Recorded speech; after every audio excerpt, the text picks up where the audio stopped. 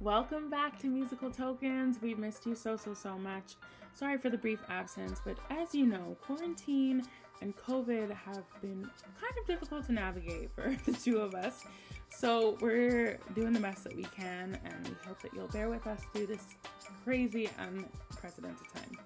That being said, today we have a video with our good friend Sylvia Bell.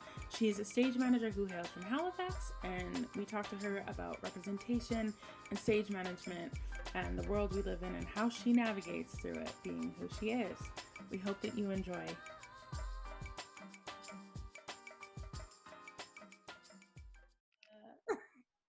It's gonna be lit. So, Sylvs, how long have we known each other? We're probably coming on 1.5 years now, I guess. Like March will be years, maybe? Yeah, March? Yeah, I think March. But guys, it's September. I know. I don't even know how we got here. Honestly, yeah, I don't. Well, we're in the middle of a pandemic. So, I feel like every time I blink, it's a new time. I'm just like, what happened? I genuinely don't even know what's happened within the past, month. What? I never know what day it is. I never know Right. what time it is. For the beginning of the week, I thought it was Wednesday. I'm all the way. Yeah, you're out of it. Not in sync with anything ever. Mm-hmm. I mean, whatever. So we've known each other for 1.5 years. Mm-hmm. That's great for us. Wonderful. And in this 1.5 years, I think the way we came to be as friends, I think the experience that we had says a lot about our friendship, and for me that's part of why we're so close. I think we would have been cool anyway, Mm-hmm. but I don't know that any of our relationships would have been as tight as they are if we hadn't done TCP HFX. Not HFX. At the theater that shall not be named. The unknown, period. The unknown. We'll just say it was at a theater in Halifax. And I love Halifax, and that's all I'll say. Moving on. So we have some questions. Yes. Now, if I were to look at you, I'd be like, that's a white girl. Yep. That's a white girl. Right? That's a white girl. There's some truth in that statement. There is. But the people want to know. Plot twist. Maybe they don't. I don't know. I want you to tell. So my first question for you is, what is your typical response when somebody asks of your ethnic background, if they ever do? Mm-hmm. And then what would you like to give yourself permission to say when somebody asks that of you? If they're like, where are you from? Or that question, which I hate, what are you? Because people ask that. Please don't ask that. What a rude. Mm-hmm. It's often not something that comes up because it's pretty easy to make an assumption of what she is.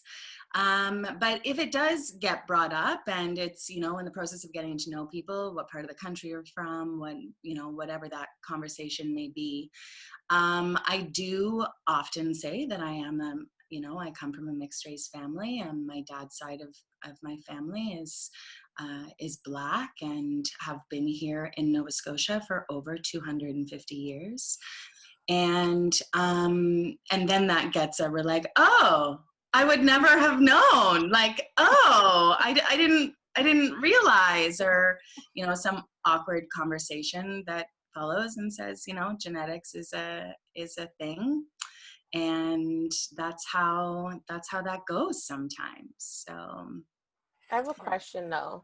Yeah. When people say, does your response, is your response the same if it's a Black person asking you, saying, oh, I would have never known, than your response to a white person being like, oh my God, I would have never guessed it. Because I think that's how white people speak. But yeah.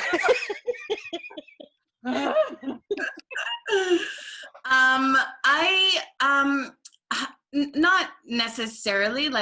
Depending on the response, I'll probably blow it off in one direction or another. And sometimes people are genuine about interest in those things, and sometimes people need to see photos, and sometimes, you know, there's justification that is needed to provide some sort of you know, proof to that, which is an you know, not great thing that comes from that. I find that that's something that I've sort of accepted, and as I get older, it's less of a thing. I feel like maybe that's because as I get older, the people around me also get older. It was a lot harder as a youngster to have to deal with those things. I think that I had some really, I know that I had some really awkward interactions when I was younger that really sort of left an imprint that I've had to work through.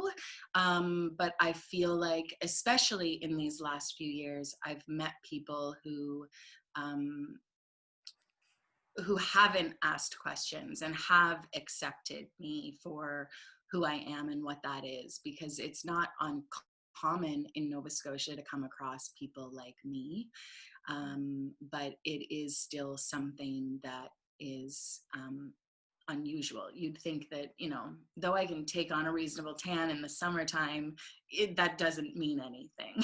You know, like it's still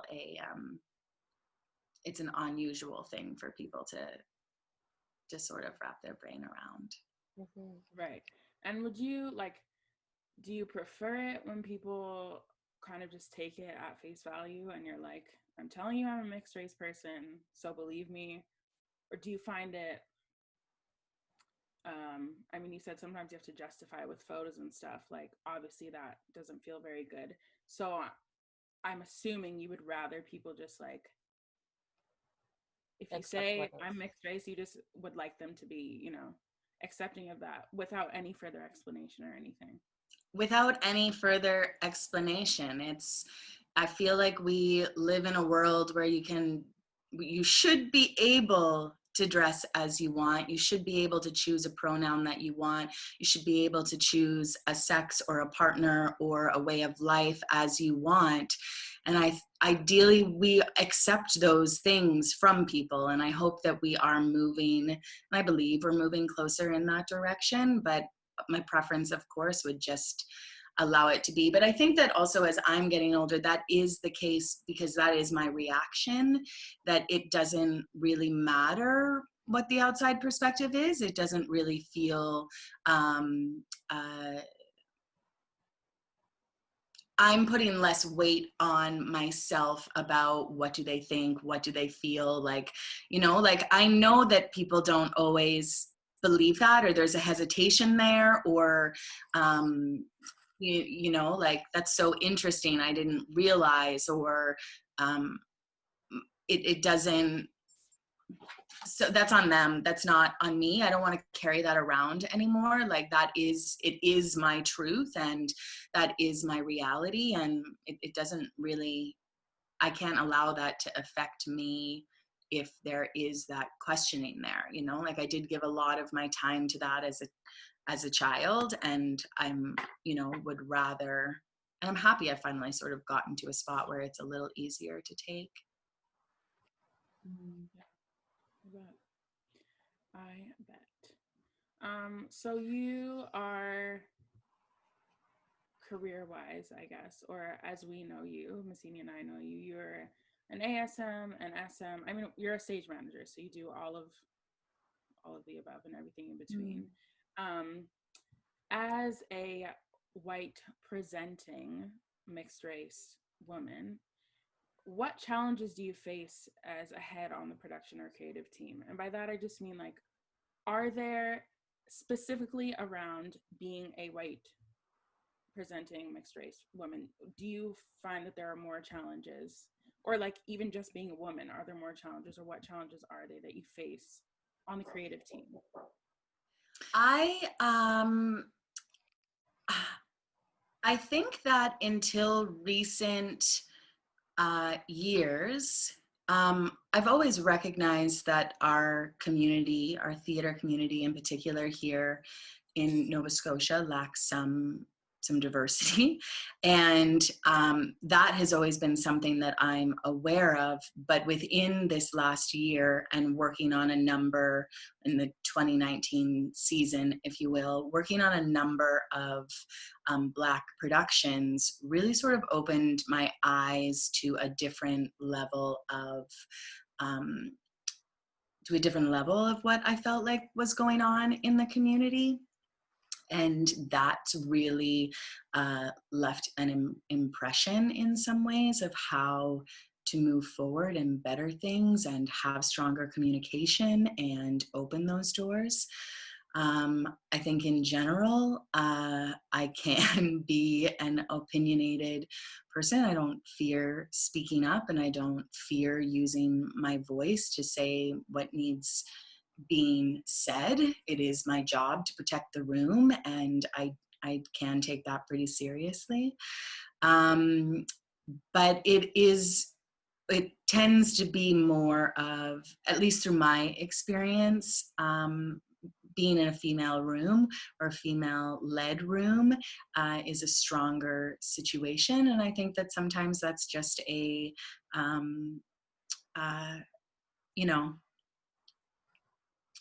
how to say things without, throwing people under buses. And I just find that sometimes, I guess, to be direct, male leads can be, I don't know if intimidated is the right word. I don't know if it is a question of my authority, or who am I to have such opinions, but I did speak up a number of times during those two productions because I felt like there were things happening that weren't okay to be happening. And I don't necessarily know that I was heard at that time in any capacity. And I think that it would have been really interesting if 2020 was 2019, and where we are in the world that we're in right now, I think that we would have seen a different response to me bringing some of the concerns to the table that I was bringing to the table. Right. And I think it's really easy when you're in the throes of a production to just move through with what needs to be done on the day and getting things done and all of those details, that the humanness in the room can be left behind. And remembering that we're dealing with humans at the top of anything, we are dealing with a room of humans. And to make that a priority is not always done, is not always pushed for. I don't know if I answered that question, Tara. But... No, I think you did. The answer yeah, you did. I think you did. Talking about the differences between a female-led room and a male-led room, or even having a majority in the room. Like I'm trying to think back to the shows I've done. Like, I mean, most of them have been male heavy because that's just the industry that we're in. Like, creative wise and crew wise, like it's usually 95 to 99% men. Mm-hmm. It's rare that you have a female director or like a female creative on the team. Maybe the wardrobe designer. Rarely, mm-hmm. In my experience, and I'm speaking from my experience, rarely a set designer. Stage mm-hmm. managers, I've had a fair few. I would say for me, the majority are women or have been women.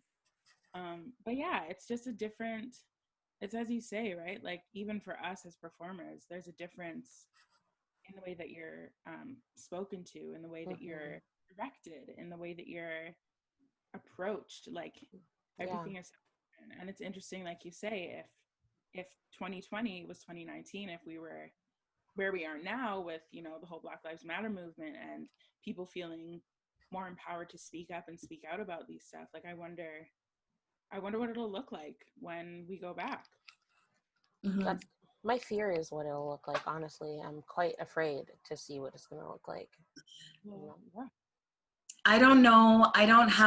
There's a lot going on right now with the, like a lot of the anti-oppression workshops, and, there's something coming up. And there's something coming up in this next week that I have signed up for like stage managers to gather and sort of like talk about what this new world looks like and what of that. And I'm curious of that. I feel like there has been a lot of, I've become to appreciate the way that I run the room, but I do feel that the way that I run a room is different than the typical scenario. And I think that I do put a focus on the people that is not doesn't seem to be the norm. I don't fear confrontation, and that doesn't seem to be the norm. And if I recognize that Tara has come in today on a fully different energy level than she was on yesterday, like, we don't need to talk about it, but I'm at least gonna let her know that I recognize like something might not be up to par today, and she's able to talk to me about that, or make space for that, or engage in a capacity that acknowledges her, makes her feel a little bit safe in the space, and she can talk to me further if she wants to.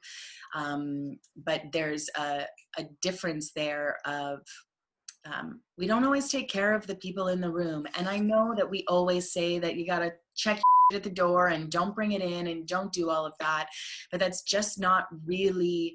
Why not just address whatever needs to be addressed at the top of the day so that people can let it go if they do need to address what's being done, you know, versus just bringing something into the space. And I think that especially with these 2 productions that I did last year, I felt like I was regularly checking in with people because I was recognizing that I'm not really comfortable with what happened today. And are you okay with what happened there today? And if you aren't, like, I'm happy to go to bat with it, but I at least want you to know that, like, I kind of clocked that, like, I don't feel good about what happened today. And just opening that conversation a little bit to say, like, and I don't know if it makes a difference. I've never led like a Black team and not made known who I am, because to me, I don't want to get to the other end of something and then find out and then be like, why wouldn't you have said anything? Why didn't you share that information with us? Why? Because it's not something I hide. Anybody who knows me knows me. I think it was early in our relationship where I made that known to you, you know, women, that like, it feels important to me to make it known, because it's not something I am afraid of or want to keep secret, or because it is my truth. It is my reality. You know, it's not a secret, but I think that in that capacity, it allows me to go into the room and have conversation with these teams that is a little,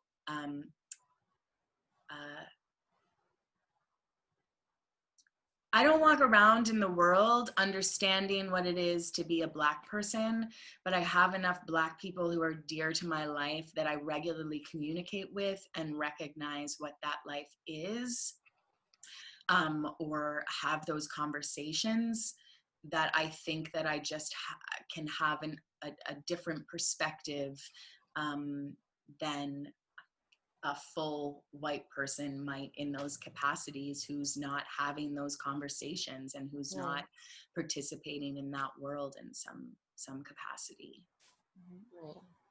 Can I say 3 things to what you said? The first thing was I feel like, I mean, I can only speak for myself, but I think Tara can agree when I say this.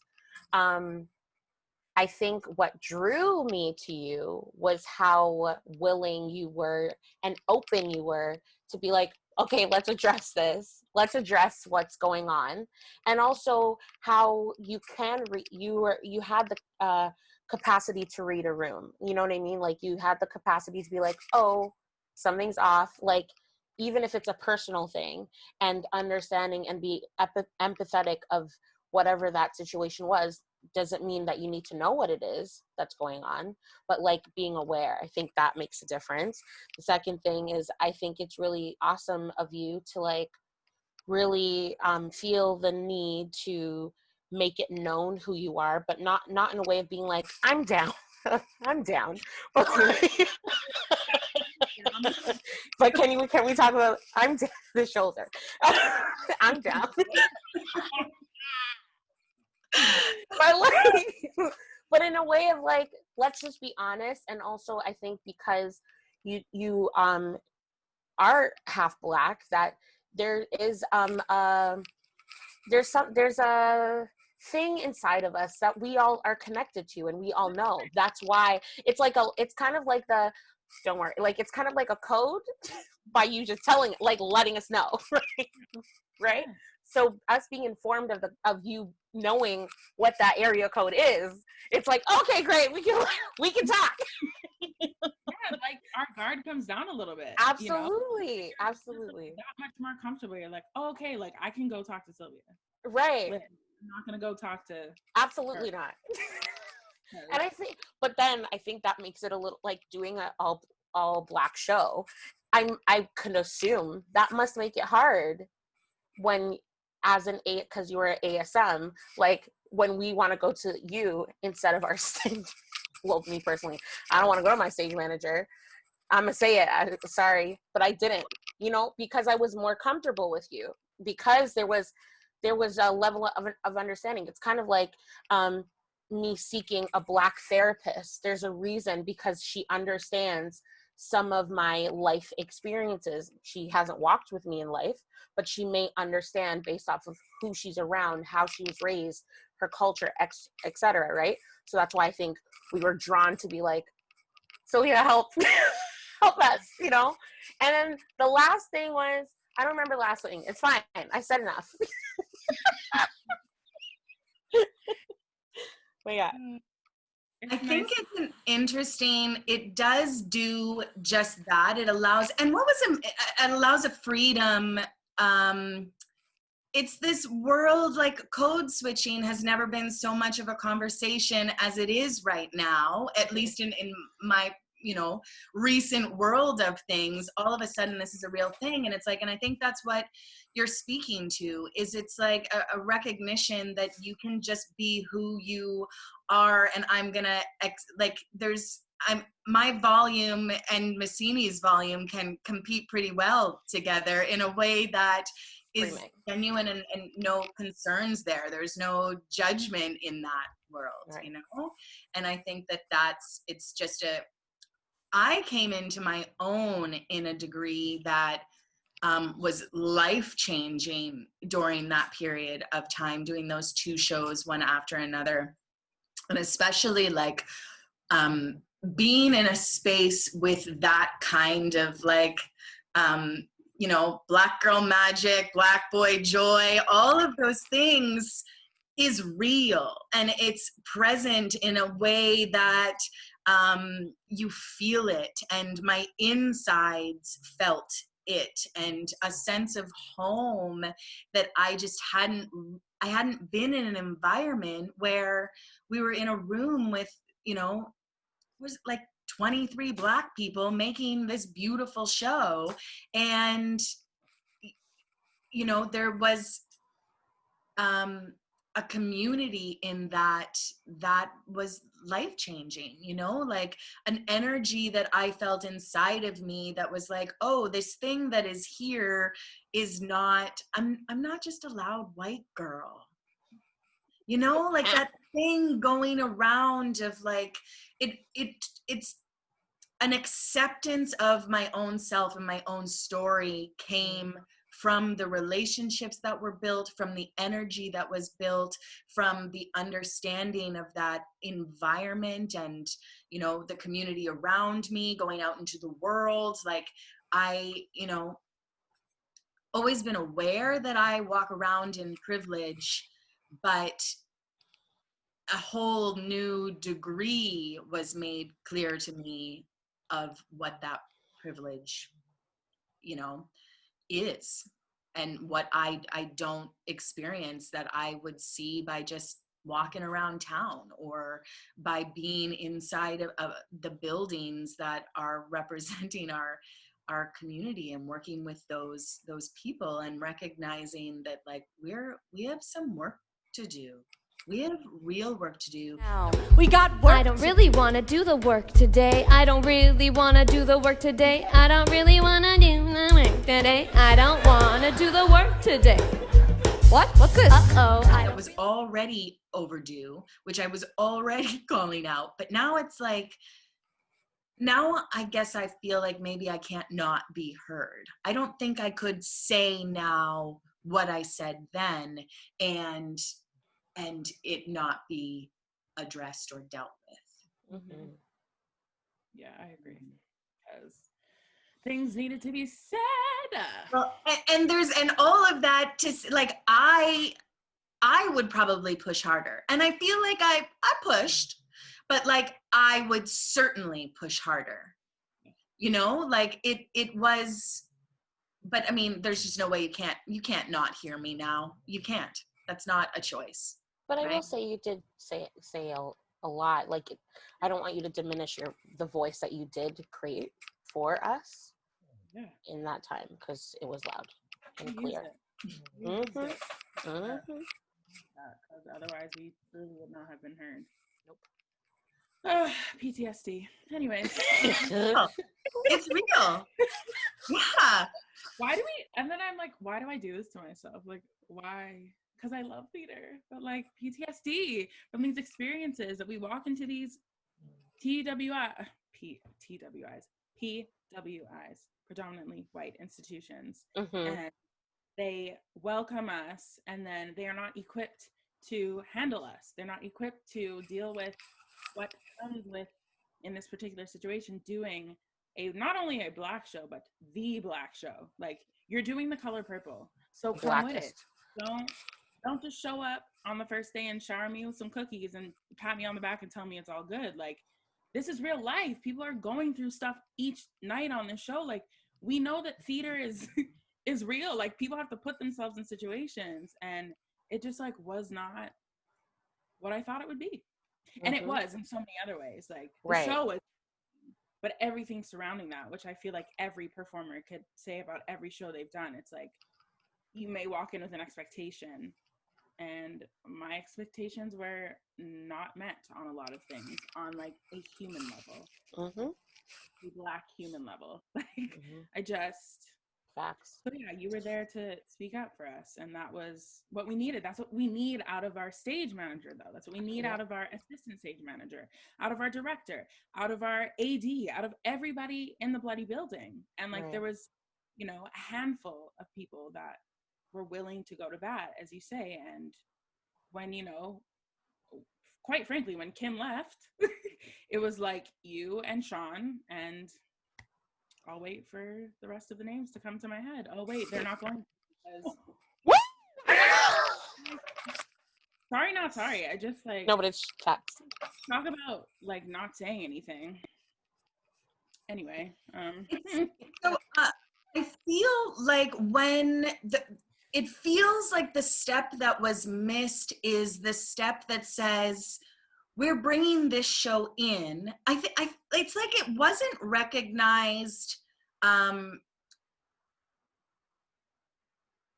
You already live in a world that causes harm regularly. You're already dealing with regular trauma things of dealing with white people, with ignorance, with racism, with all of those things. That's just a reality of life. But now we're going to bring you in for 8 weeks, and we're going to make you tell this story and which is like basically still relevant. It is still the truth, and is so closely related to who you are and the like pain body that your culture and your life carries around with you, that there should have been conversation of how to handle the fact that every day there is re-triggering. That every day there are things that you're going through that need to be, and so when your world around you is not made safe for you, then that's where the problem is. But I don't know that like there aren't necessarily any people of color making any decisions that brought that show to this community. Right. And so why would they ever have this conversation? Why would they ever know to go there? If you don't have that representation within your building, but you want to represent these people on your stage, I feel like there's more conversation that needs to happen when you're making those decisions, so that you're providing a space that says, like, we've hired someone on our staff to be here for you. Right.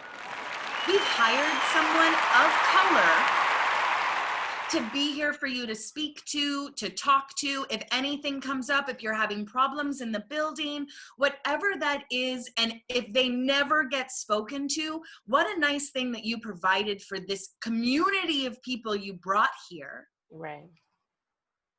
To re-trigger daily for your bottom line.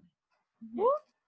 And then to not be able to hear, to not be able to take the concerns that are brought to the table, because, you know, you can't set precedents, or you know, like, there are other things involved in this situation.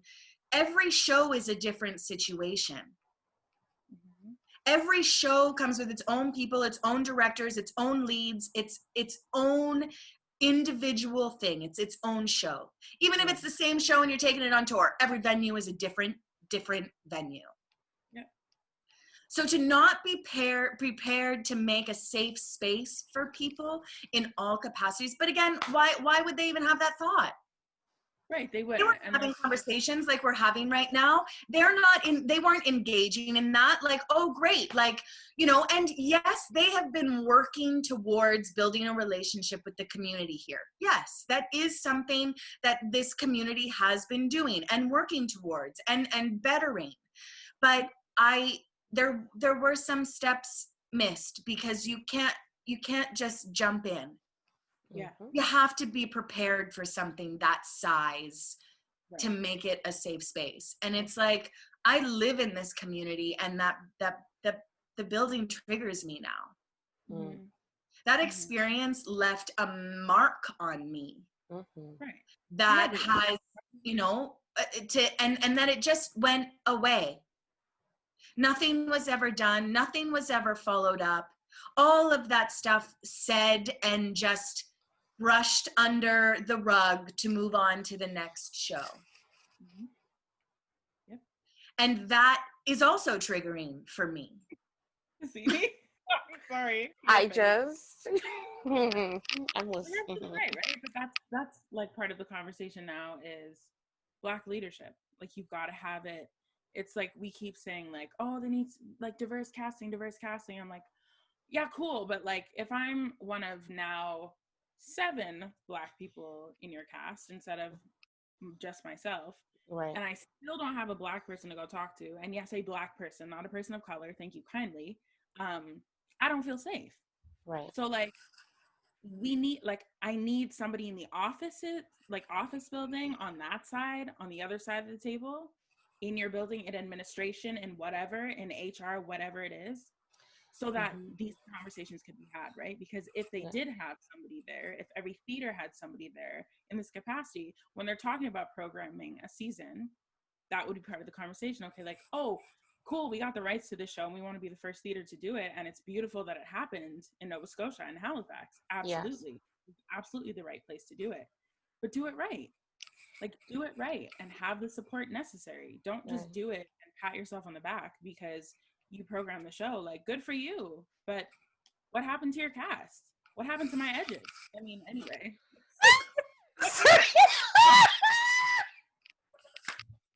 Listen, she looks good today, all right? What happened to all of my hair? Whoops. Anyways. Gone. I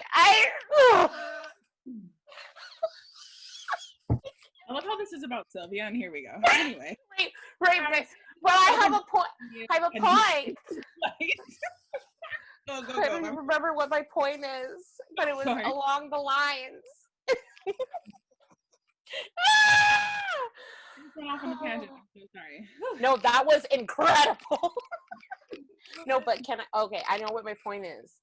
I just wanted to say, you know, when you talked about Black girl magic, Black boy joy, all of that stuff, the reason we have it is because our ancestors have been, and even now, have been so so abused and treated so badly and so poorly, and pain has gone through generations, that when we do come together and rejoice, it comes from a deeper place. That's why when you have white people in the room that don't understand a pain like that, they don't understand the necessity for having someone, you know, have some type of like, let's have a circle up and like, let's recoup and like, let's rehash all of this stuff that's happening every single day. Right? Because the thing is as much as our mind knows that this is not real, we are playing something, our bodies are going through a trauma that our ancestors went through. So we're going, like, it's kind of like this internal external fight that we're having with ourselves, because a lot of my reactions to things wouldn't be what my reactions have to be to tell the story. Right? So you're fighting with yourself. How do you live your life after that? Because now how do I trust myself? Right? How do I trust so it's just like, this is why people don't understand, because they don't understand a pain like this. And then this is why you have performative allyship, because they pretend that they understand, but they really don't. Nor do they do the work to try to understand. And then the third point that I had, this is then why I don't believe in anti-racism and anti-oppression meetings and all this craziness. I don't believe in it, because if you're racist, you're racist. Like, nothing's going to change your mind. Anyways, proceed. But 100%. And like, when that person, and I mean in our case, like, thank God for Sean Mays. Oh, Jesus. Because even him being a Black male, once Kimmy left and like left the bar at the highest it could possibly be, and after having that every day, having those circles, having the conversations, being able to do that with her, when she left, you know, she left it up to us and to our team to keep us there, to hold us there, right? Because she set such, like, I mean, I can't. The bar was high. He sets it high, right? Because that's what's required, and that's what we did, and that's how we came into the room. Day one was like, guys, we got to be here, so we're gonna go here, right? And that's what. Oh my God! And every day we were able to have those circles and to have emotions and to be vulnerable and to show our pain and to joy and all these stuff. And then she left, and it was like the ball was dropped. Absolutely. Like, and then Sylvia, you're having to carry it by yourself. It's like, not, you know what I mean? And it's just like, as much as I don't believe in, no, I didn't mean to cut you off. As much as I don't believe in anti-oppression, anti-racism training, because like you said, Messina, like, if you're a racist, you're a racist, you're a racist. I hope and pray that the people who are attending these things are the people like yourself, Sylvia, who are already woke, who are already informed, who are already doing the work, and they're just going to like make those workshops better and be like, and call out the in the workshops. Absolutely. Because, you know, it's going to be some worksheet with some check off list with some like, make sure XYZ, and you're going to be like, actually, no. I'm rambling. Because also, no, but also to your point, these who's making these checklists too? Is a Black person or a person of color making these checklists? Like, this is the thing. I can't stand when I walk into a room, like when it comes to equity or diversity. You're walking to a room that, like, that's what they're supposed to do, and it's only white. What the hell do you know about equity or diversity? If your entire room is white, like, it doesn't make any sense. Like, I don't. Something's off here. Do you know what I mean? Like, the scale is literally like off kilter. I just don't understand. You know? So see, this is the thing, is especially now, because we're gonna hear it all the time. We're doing anti-racism, anti-oppression, you know, all of these different trainings, which I'm like, okay, you know what, if the reason you're doing it is to, as what you said, Tara, refresh or remind or fix or X, Y, and Z, or to wake up a person that is dead asleep in the reality of what's happening in the world, right? So that they can become woke. If that's the case, then sure. But I just don't want the whole performative Like, it's not worth it. Like, it just becomes redundant. And then it becomes like, okay, when we do get to go back into a theater and I'm treated X, Y, and Z type of way, and I'm supposed to go to my whoever to let them know, and they're the one causing it, how am I safe? How am I safe? You know what I mean? So, you know, we hope for the best. Anyways, proceed. Sorry. All of these workshops and I've been to a number of them now that have been, you know, it is typically a room full of white people, and it's like, great, white people should be solving the problems that white people created. But it's also very, I don't know that I've seen the leadership in these meetings, in these rooms. And that's the problem, is that if the leadership is not there taking the step to make these changes and make this difference, then why would you expect anybody underneath of you to take, you know, and then you end up with someone like me who's got an opinion about what you're doing. And well, the reality is I'm probably just not going to be hired back. Right. Which is a problem. Right? Like, the opinion isn't, there's enough people that they can hire who are going to follow the rules and do it the way that they need it to be done. Because again, if your experience doesn't speak to recognizing what's happening in the room, why would you see it as any different? Like, it's just another show. Right. If it's just another show, why would it be any different? Well, I just hope that when they do choose to do shows that are predominantly Black or of color, you know, because there's not only Black shows, but like of color in general, that they do change your team then. Like, if you want to keep certain institutions white, then like, whatever, like, you're not going to hire me anyways because you want to keep it a certain way.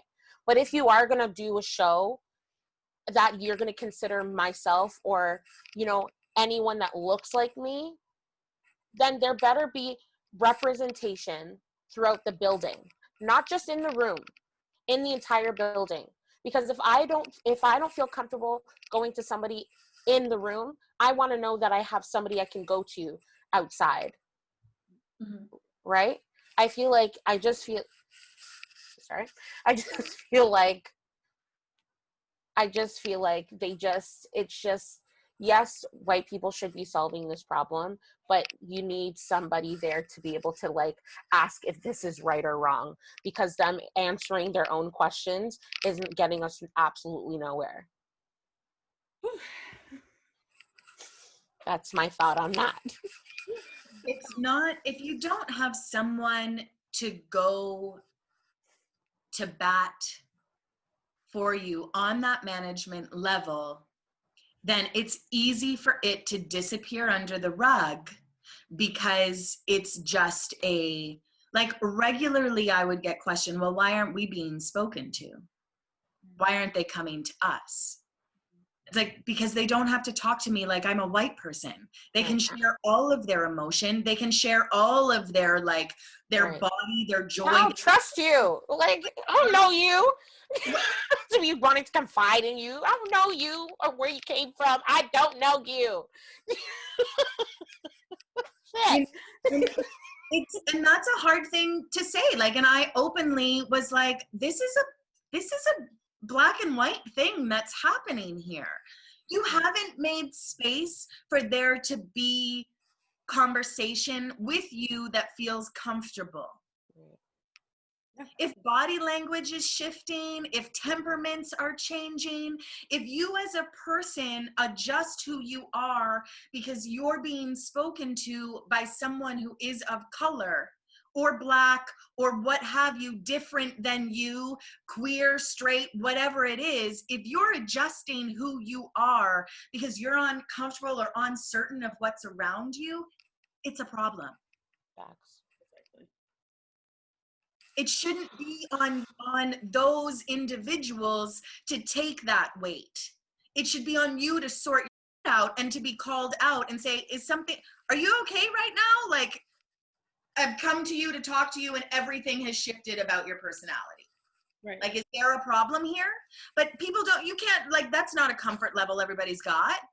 Not everybody is going to be like, do you have a problem with me right now? Because then, you know, like I can say that, but if you say that, you're typically a Black person who's causing trouble. Yeah, I'm angry. You're welcome. Right? So it's like, but, you know, and, you know, here I am not being hired back to some of these places because I have done those things. But the reality is I don't want to work there. I don't want to associate with that. That's not the leadership that I want to be under, because I'm not going to do that. I don't need to do that. I'm not in this to follow leadership that is not to the quality I think that it should be. And everybody makes mistakes. Everybody makes bad decisions. Everyone does those things, you know? Like, I think that if they could do things differently, I would like to believe that maybe they would do things differently. But it is totally a white perspective that got them into the situation that they're in, because they didn't even have a concept or a thought or a know-how of how to think outside of their situation, because they don't know outside of their situation.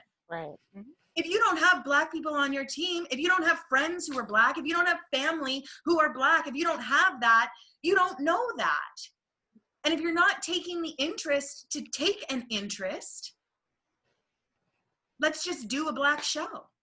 Mm-hmm. Okay. They're just performers coming into the venue. Why does anything need to change? Why do we need to care for them any differently? All thoughts that just weren't present. I mean, I think you've kind of answered this in that big question and all of that, but are there certain shows that you've worked on that have felt more comfortable than others for you to be yourself? Mm-hmm. I mean, we're going back to the same period of time where I met you women and those relationships were built, but that was a turning point for me, which is crazy. I turned 35 in the middle of all of that. And it's crazy to think that I could continue, but I mean, ideally we continue to learn forever, but to have been able to drop into myself in that capacity because of recognizing what I was a part of that I wasn't giving myself permission to be a part of, was a big difference. And so those shows gave me a space that allowed me to grow as a person and settle into being who I am in that space safely, you know? And as much as you could come to me and vocalize whatever you needed to have, I could also do that with you. Mm-hmm. And I regularly, though I've grown out of it quite a bit, a large portion of the beginning of this career was like, I felt like there was a work Sylvia and there was an outside work Sylvia. Because the inside Sylvia needed to, you know, to be a little more understanding of her space and be a little more understanding of who she's talking to, where she is, all of those things. I've always been Sylvia. I've always had that thing in me. I think that's why I have the career I have and the success that I've had, is because I don't mind saying what needs to be said, and I will do what's required to make sure that this room is happy and that this room feels like a family and that we're safe and that the show is going off, and those things are all priorities to me. But I, more and more, I just don't care. I am who I am, and this is what it is. And I don't mind that I'm loud. I'm loud. I know I'm loud. I'm not necessarily relating that with that aspect of, you know, who I am, but like in general, the Black side of my family is a lot louder than the white side of my family. It is a different world. It is a different relationship and different dynamics. It is a thing. And that's been something that I had to find peace in allowing to be, because it is, versus that like squatting it down, don't stir the pot Bell kind of thing, you know? And it's like, bring me the spoon. I'm stirring the spot. Like, if I got something to say, I'm saying it, you know? Like, why would I not? You know, if there is something that's bothering me, that's bothering other people, that is a thing, why do we not talk about it? Why is confrontation a negative? To me, confrontation is the only way you move forward. The only way that you address an energy in the room or a discomfort is to talk about it. And if my volume is louder than your volume, I'm fucking yelling right now. I'm making myself heard. I'm saying what I need to say. I'm not coming at anybody. I'm not putting anybody out. I expect you in return to share what you're feeling with me. It's got nothing to do with me. Like what I'm experiencing doesn't necessarily have anything to do with you, but if we're not all on the same page and we're not all able to communicate about it openly and be willing to receive the feedback on the other side, then we're not creating a safe space. And if you don't have someone to go to speak about these things, then you're just regularly every day getting triggered and not doing anything about it. And then you wonder why we fall apart after 8 weeks and we're all a hot mess and everybody's angry and actually yelling and you wonder why. Actually yelling. Oh no. I didn't yell. Anyways. The things that feel like common sense aren't common sense. And that's where I think that change needs to be made, is because stage management is a leadership role. And we are in that room to make a safe space and protect that space and be there for the people who are in that room. Designers, directors, actors, you name it. And maybe I'm wrong there. Maybe that's why a company manager is there. But I'm not going to play that game. I'm not just like in this for the administration of the show. You know, like I probably miss a couple of like dotted I's and crossed T's along the way. I guarantee that I do. But we've probably had a family dinner and maybe we've gone and had a barbecue and maybe we've done things that build a community aspect together. And maybe I've pulled Massini aside and said like, that was awkward today. You okay? Well, like, you know, Sylvia. I'm willing to go into that awkward with you because isn't that my job? If I just leave you to every day get worse and worse off and be like, oh, they must be dealing with some outside of here. Like, you're not just dealing with something outside of here. You're a human being who could like at least deserve someone to say like, I'm available if you want to talk. Yeah. We don't need to talk, but if you want to talk, I'm here. Right. So it's that easy. Yeah. So that kind of goes into the next question, being like, as a stage manager, what's your most important task or your most important role while you're in rehearsal and then while you're in tech week and then while you're in show? Like, obviously you mentioned just being someone to talk to and fostering that community, but are there other things aside from that you deem super important at the different stages of a production? I have in recent years also put a lot of time, obviously I like to focus in and try and make as much of a safe family oriented room as I can. But I think that there's a huge priority in my mind about protecting a schedule. And of course we've got the equity rules and we've got these things and we've got those things. But there is a world where we do push people. And I do work in a lot of indie theater also. I'm not, you know, like there is a world where you get a room of artists together and people want to work and people want to push and put it out and the juices are flowing and we got things to do. And it's that constant reality check of like, how are you feeling right now though? So we've just set you off on this task. Is that actually doable right now? Because I'm willing to build this schedule around anything that needs to happen. I'm not attached to a schedule. I'm not going to like say, no, we have to be here, we have to be here, we have to be here. We can only be as far as the people in the room can allow us to be. And so if the designer is actually saying, you know what, like, I feel like I need another hour and a half over on this side to make this thing happen, great, let's go back to the table. Let's look at what can be done. We're going to go over here and we're going to rehearse these numbers. We're going to do this. We're going to do that.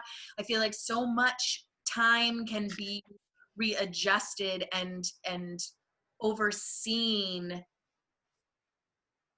Sometimes when a stage manager is just a stage manager, their view of the world is small, and it's just the theater world. If you're a stage manager who doesn't necessarily understand all that goes into the different aspects of a show, then your concept of time isn't necessarily what it could be, you know? And I think I come at this from a different perspective than your typical, you know, a house equity stage manager. Most of my career has been in creative, like creation theater, you know, where you're starting from nothing in, you know, a rural community in Nova Scotia, and you're building something with these 10 people in the room. And so it is more important that you're a family. You're not just a cog in the wheel. And if I'm having a bad day, I'm probably going to come in and say, like, I didn't sleep well, I'm not up to par today, let's get into it, you know? But like, let's put everything on the table here. Like, we're all in this together. Let's have that open communication. And I think that if you stop treating each other like human beings, and cogs in the wheel is the way to get it done, and you got to follow the budget and you got to do a thing, then I think you slow the process down. Mm-hmm. Whereas, like, I know that as soon as I call it out, and everybody in the room might know that maybe I'm having a little bit of a bad day, I might just be a step behind, I'm no longer feeling like I'm hiding something. Me coming out and saying, hey, FYI, you know, I come from a mixed race family, and I'm in this room and I'm present, and use me as I need to be used in this space for you, is the same thing as, you know, making it has to be a family. It has to be known that we're all in this together. Mm-hmm. That me holding on to that, me not telling you who I am and what I am, and stifling that down, is the same of like, I'm having a super anxious day, or this plan that we've just come up with doesn't work for me. If I'm holding on to those things and I'm not saying those things, I'm not being as productive as I could be. If you don't like who your stage management team is, if the building that's hired you is letting you down, if you don't have a place to go and speak your truth and be heard and respected, then how are you not carrying that around? Where does it go? What do you do with it? I feel like maybe I rambled there, but like, if you can't speak your truth, what do you have? Yeah. I mean, nothing. Like, if your truth can't be heard because you have a bunch of white people in front of you who can't handle your truth, then that's also a thing. Like, why would you go speak your truth? You don't want to make someone cry because they can't handle it. Mm-hmm. When really, you know, like, cry. Yeah.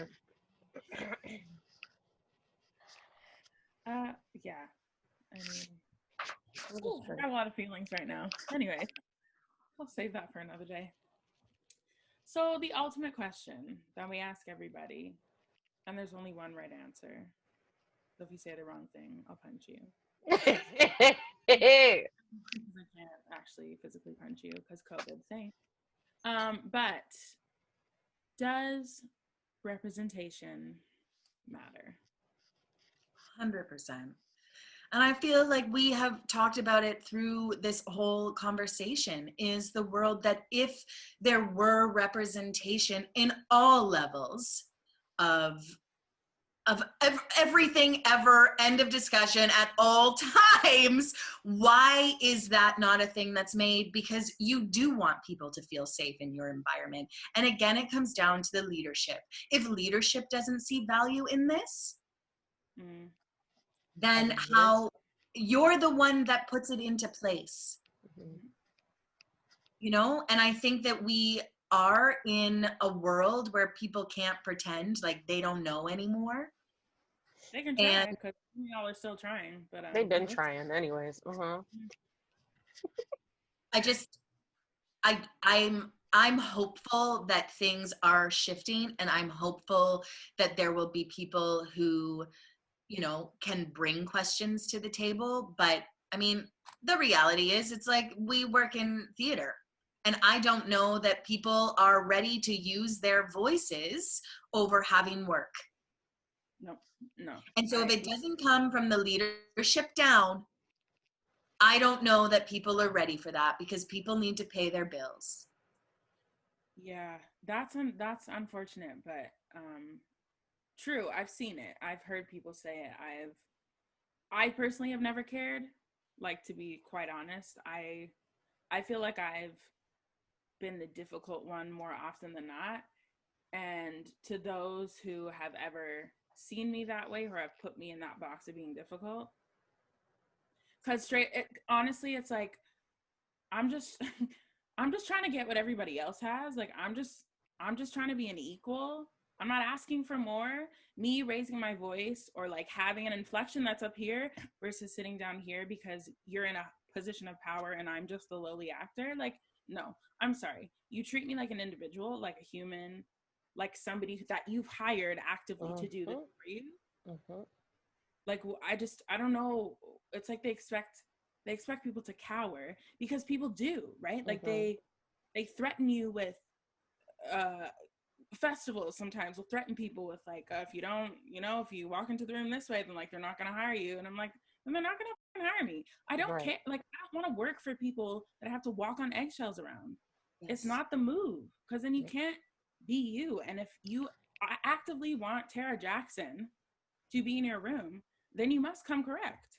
If you want Messini McDermott in your room, you must come correct. If you want Sylvia Bell in your room, you must come correct. Like, it just, and that should be everybody's like bottom line, but it's not. Yes. No, it's not. You know what I mean? And people wonder like why there are Black theater companies, and I'm like, why do you think? Like, because there had to be. There has to be space for us to be. Right. And I can't walk into a place and feel like not respected or not wanted or tokenized or whatever the case. Like, it just like, it boggles my mind. It boggles my mind. It's just there's a sorry. Continue. No, go. Go ahead. No, go ahead, Sylvia. I want to believe that we're now in a space where we will call each other out differently than before, because we are shifting as a society in this conversation. And I don't think that if someone were to say something and they no longer get hired at a venue, but they do feel like they want to go back there, that they would have people around them to support them and to call that leadership out, and to have that support behind them in a way that maybe hasn't been present before. I feel like if it's a problem, if my opinions are a problem, I'm probably peacing out and saying see you later anyway. Like, I'm not coming in here. I've made my point. I've said my piece. And if that's not, if it's not received well and I'm a troublemaker, then that is, you know, I'm happy to be a troublemaker. I'm happy to be that person stirring the pot. I'm happy to be the one standing up for people. Like, why is it trouble? This is what I'm saying. Why is it trouble? Why is it deemed as troublesome? Because conflict is troublesome. Because speaking your truth is the problem. I think what the problem is that not only are we women, but Tara, well, we're Black women, right? So it's like already we've been told messaging, like life tells us that we can't have a voice because you'll be perceived this way, this way, this way. You can't do this because you won't get the job. So it's all survival, right?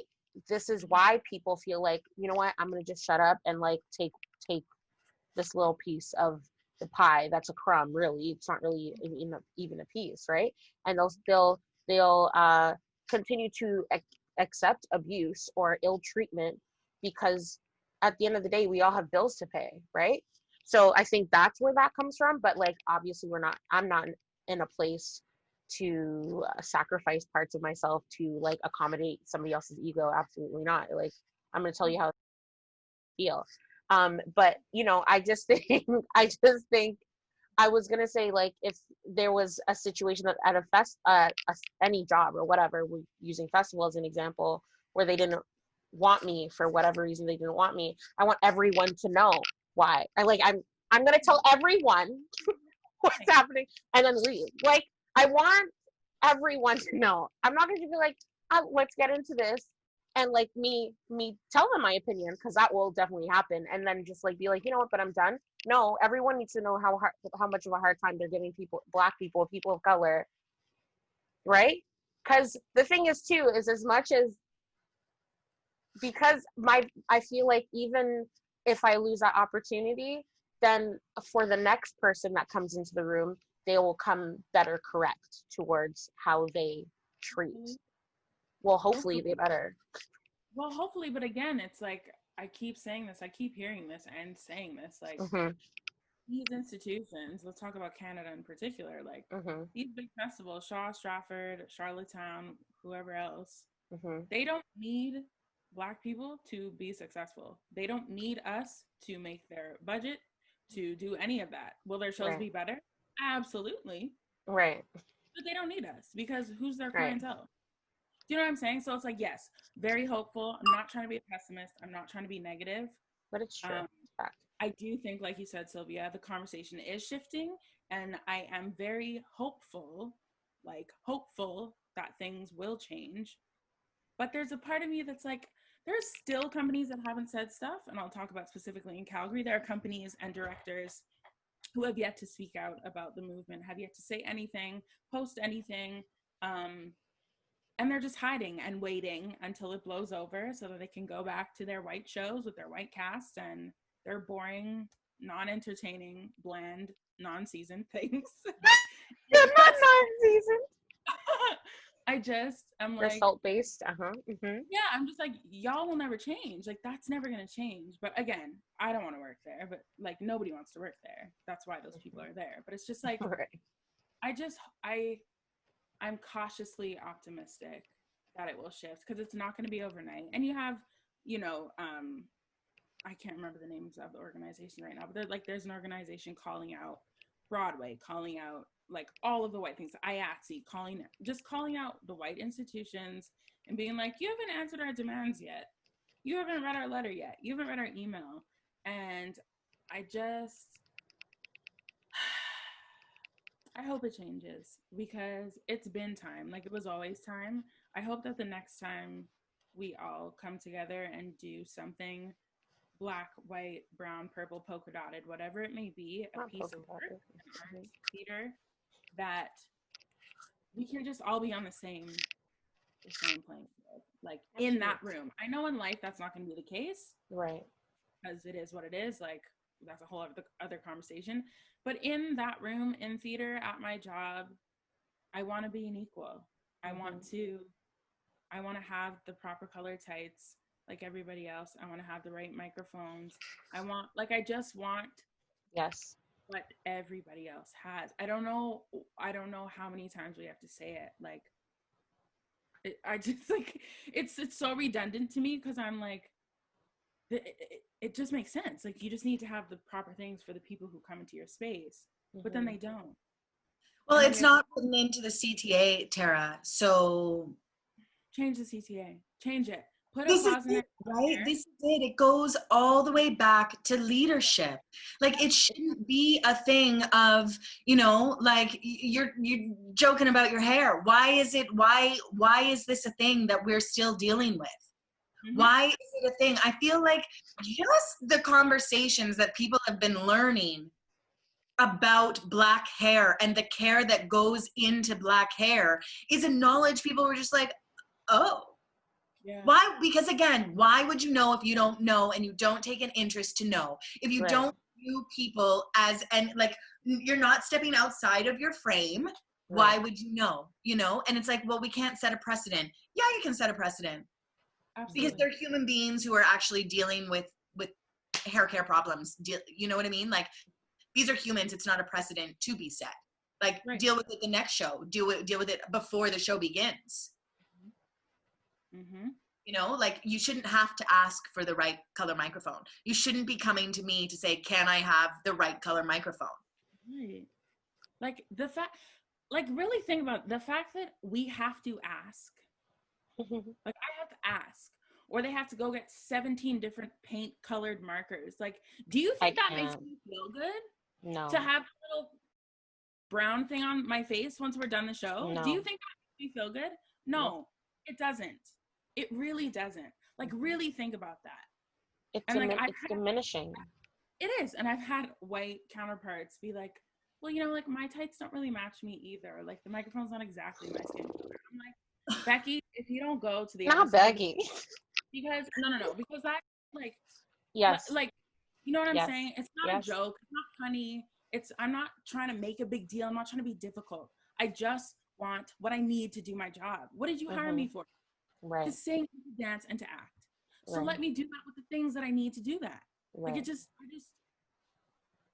see. It's like yeah, but it's like asking for people that have Joe jobs or muggle jobs or whatever you want to call them. It's kind of like if you're an accountant and asking somebody to do an equation without pen, paper, and a calculator, and just like use your hands.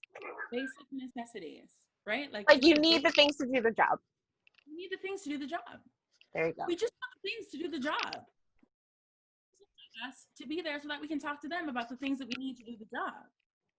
That could be understanding and be like, I get it. But ideally, when those people are in those positions before you even got there, they've had these conversations on your behalf so that you don't have to come in and then have the conversation. You can come in and they're prepared for you because there's someone on staff who's already there preparing for you to be there. Thank you, Sylvia. Absolutely. And it's like you said, it's literally from the top down and from the bottom up. Like it goes like this, right? Because the CTA is the problem, or the ITA is the problem, or the Indy 2.2 is the problem, or equity is the problem. Like infuse that with some color, and go through your CTA, and everywhere it says whatever it says, look at that and think, will this apply for a Black person? Usually will. So Black representative in the room. Does this apply to an East Indian person? Let's ask the East Indian person in the room. Does this apply? Like, you must be able to do that. Yes. But this is like, again, another tangent, deep rooted in how society works, right? Like everything is laced. Because we get scraps usually. Everything is laced with that. It's all sprinkled on top of everything for everybody to see everywhere. And it must go. Like we must bust that wide open and change it. Which, like, is that going to happen in my lifetime? Absolutely not. But can we have like a little sprinkle of hope in the theater world? Because I would hope so. You're the most empathetic and beautiful people, and I love the community. I do. I love it. This is why I do this job. But like, do better. You simply must, Marie Mahapal, simply must do better, right? Yeah. Like, yeah. Must. What she said, because like honestly, yeah. Like I just like the reason a lot of people want to ask, oh, why do you, like. They ask, and don't ask it to me because they know they'll get cussed. But like they ask, why do you have to keep having the conversation? Well, when the conversation is not necessary to have, I'll stop having it. Fix it. Just fix it. Do better, as you said. Yeah, seriously, because it's exhausting. It's exhausting as a Black person to have to deal with it. Honestly. I feel like it's exhausting for everybody. It's exhausting for white people too. But then they like turn for sure. For sure. It's easier for them to turn the blind eye. Off because this is my life. Right. I don't get to be blind to this because guess what? I go outside and I'm reminded each and every day. Yep. Each and every day. Yep. So like,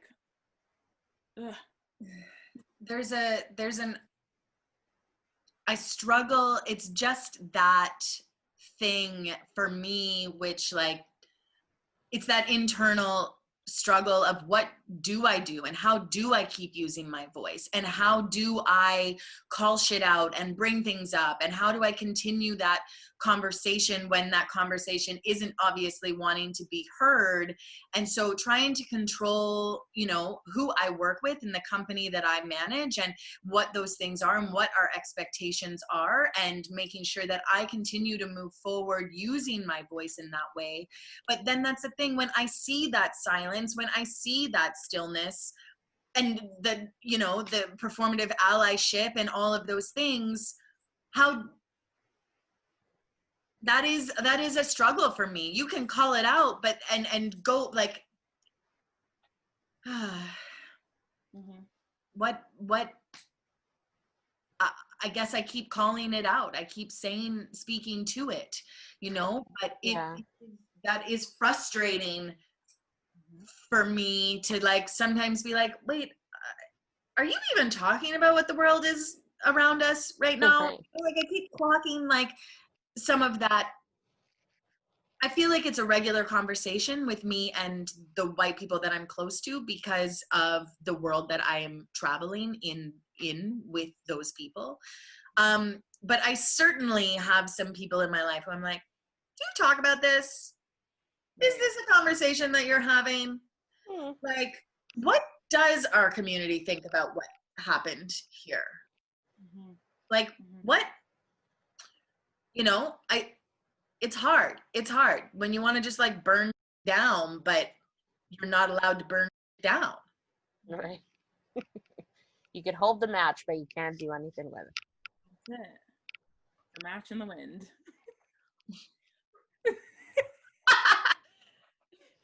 Yes, twins. It's going to be an ongoing conversation, right? And it has been, like we said. I know that we have this conversation. I know, Massini, you have this conversation. I have this conversation with my circle. Sylvia, you have it with your circle. And it's like you said, we just have to keep going. And we need to take breaks, okay? Because she gets tired. Like, it's too much for one person or one community even to handle. But as long as we're having the conversation, I think that's what we do. As long as you're using the voice that you have, then like you're doing something right, you know? Word. And on that note, thanks for having conversation with me today. Thank you for sharing. Thank you for bringing yourself to the conversation. Thank you for letting us rant and ramble in your space. We very much appreciate it. Yeah. And we hope that you'll come back and talk about more stage manager things and life things and girl things.